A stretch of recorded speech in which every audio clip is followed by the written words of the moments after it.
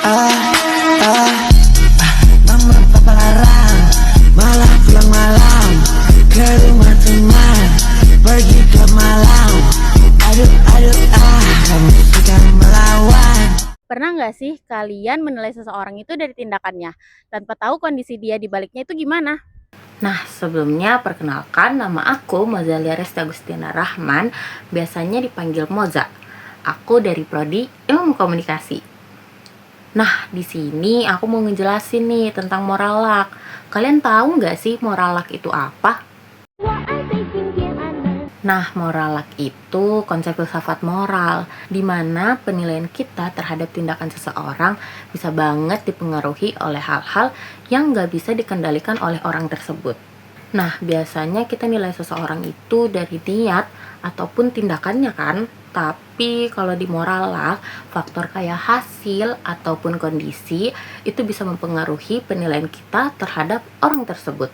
Nah, ini tuh bisa banget muncul dilema.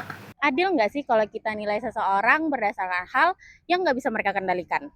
Misalnya ada dua orang yang punya kesalahan yang sama, tapi cuma satu orang yang punya dampak buruknya yang gede banget. Nah, kita kan sering menilai kalau misalkan orang tersebut lebih bersalah, padahal kan niatnya sama. Nah, contohnya ada orang yang punya sifat sabar dan juga empati tinggi, kayak itu.